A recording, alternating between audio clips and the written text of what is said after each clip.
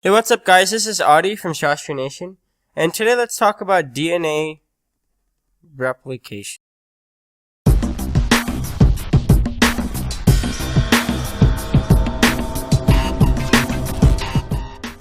Okay, so now that you're back from the intro, let's go ahead and get started. So DNA is the genetic material, if you don't already know, inside of our cells. And so before the cells can actually replicate themselves, DNA has to be replicated first.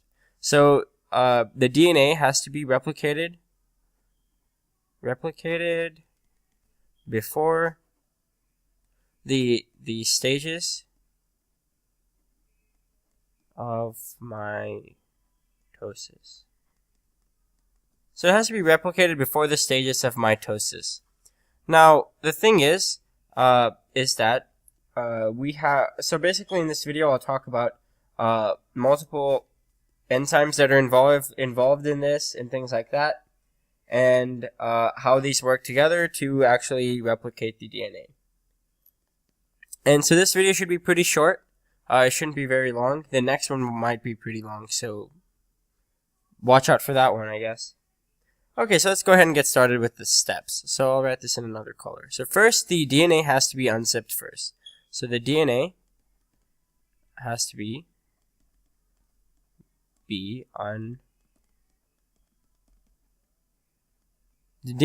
unzipped. So basically, our DNA molecules are like this. So you have things like this, and that would be the base pairs. Yeah. So basically, since our DNA molecules are like that, we have to unzip them in order to get a viable source of actually trying, that we can actually do something with and try to replicate. So basically, these are unpaired base pairs, nucleotides, and these are paired ones. And so basically, what happens is that you have this enzyme called nuclease. Sorry, helicase. Sorry, helicase, or it's also called swivelase. And so basically, what it does is it just unswivels the DNA molecule, and so that other enzymes can come in and do its thing and get the DNA molecule, to get the DNA molecule replicated before mitosis or other things that it needs to do. So let's go ahead and talk about the second step. So second step, polymerase. So polymerase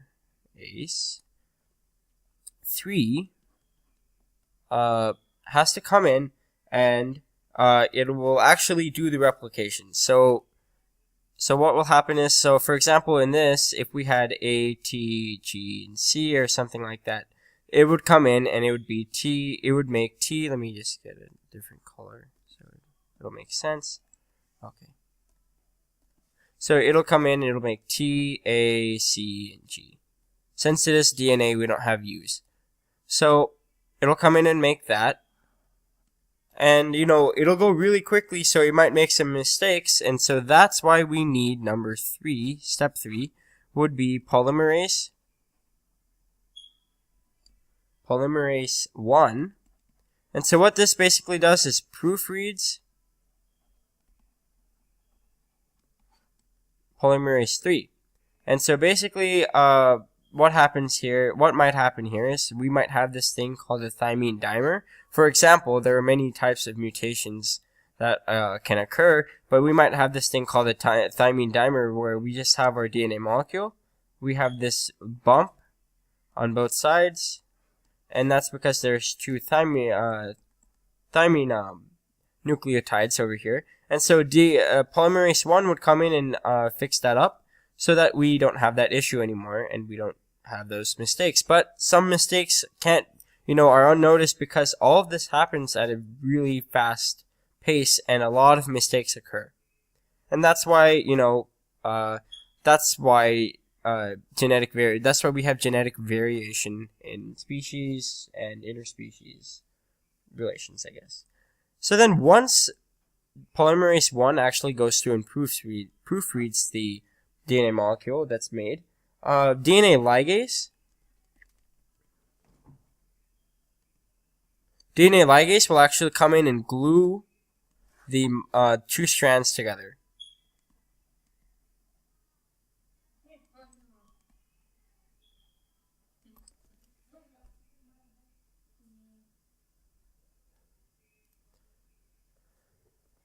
So it'll actually glue the strands together. So what'll happen is, you'll have basically. Let me start over. Okay, so basically the molecules that are made are the two DNA molecules that are made. We have two sets of DNA basically in that one cell, and so the new DNA that's been replicated bonds to one part of the old one. So it's complement part. So let me go ahead and write that out. So let's say the blue is old. Let me erase it out. I might need some more space. So let me just go to the side here. Oh, saw that. Okay. You didn't see anything. Alright. So let's say the blue is the old. So we have two molecules like this. Okay, and that's one DNA molecule. That's the old one. So let's say this is one. First generation, basically. And then, so this molecule is then, replicated, basically.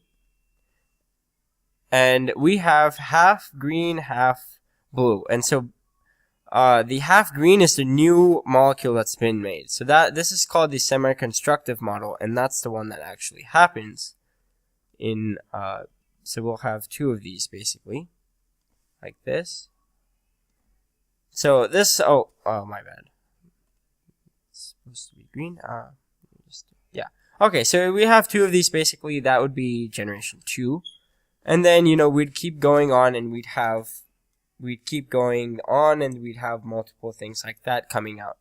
And so, scientists actually thought that there are actually 3 different types. I don't have to go through those, but, we can talk about them briefly. One of them is, that the old molecule bonds with the old DNA bonds with the old DNA, and the new one bonds with the new one. But that obviously didn't happen because they did some tests and they figured that out. Now, the third one is completely outrageous and weird. So what happens is that you have so let's just go back with our old colors. We have, we'll have green, a little bit of blue, green, something like that, and we'll just have like disruptions in the molecule basically. We'll have like different types of different parts. Like they just think that a lot of the DNA is just cut up and put together in different proportions and things like that. And this obviously does not happen. So that's how molecules are glued together basically. And so basically we'll have the two DNA molecules glued together, and so we can separate them apart, separate the DNA into 2 sister cells, and have the same thing happen in both of them. That's about it. Okay, so then once DNA ligase glues everything together, that's it. They can pursue everything else past the S phase and, do things like that. Now, there is a problem. Here's a problem with this. Let me write it down. So DNA can only be read from 5' to 3'. So if you don't remember what 5' to 3' is, it's just the order of where the fifth oxygen or basically the orientations of the DNA molecule is when compared to both of them. And so one side of the DNA molecule will have 5. So this one will have 5, but then this side will have 3'. This one will have 3', and this one will have 5', and that's how it goes. Now the issue arises because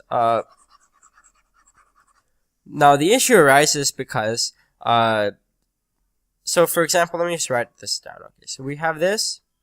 We'll have our molecule like that. Okay, so now we have helicase over here. So we have helicase over here. We have polymerase going this way.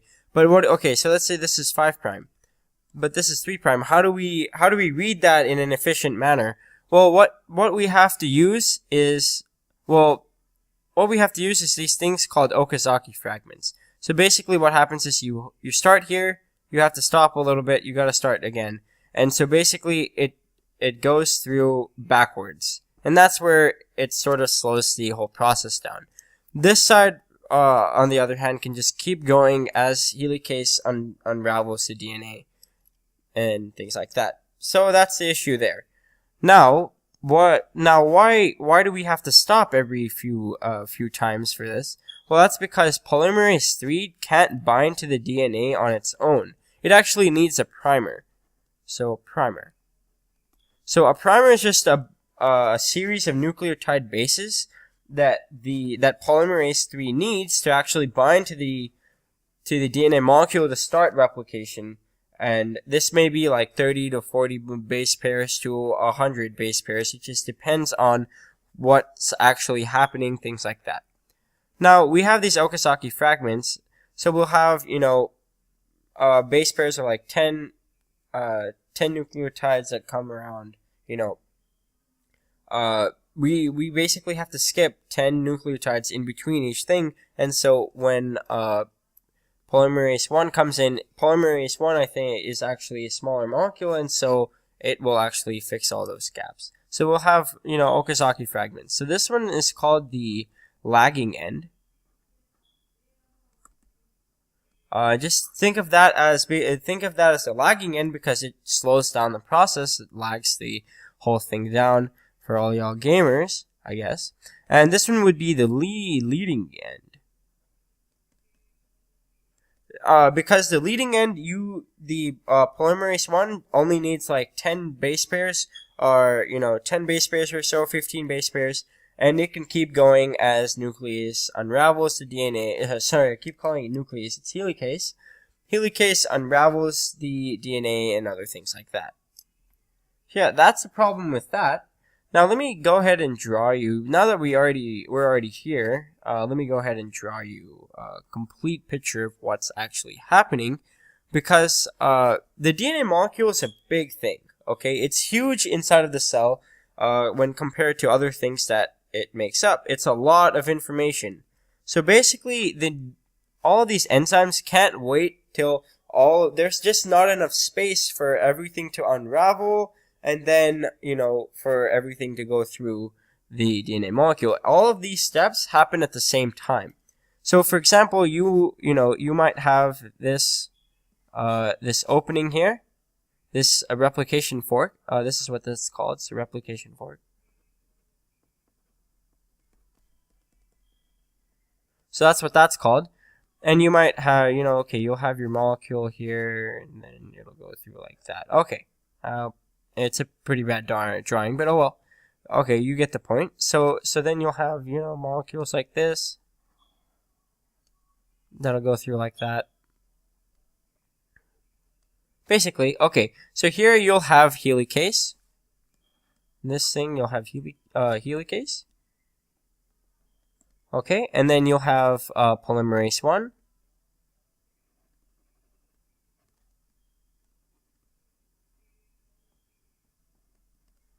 You'll have polymerase 1 here going this way, because that would be the 3 prime end.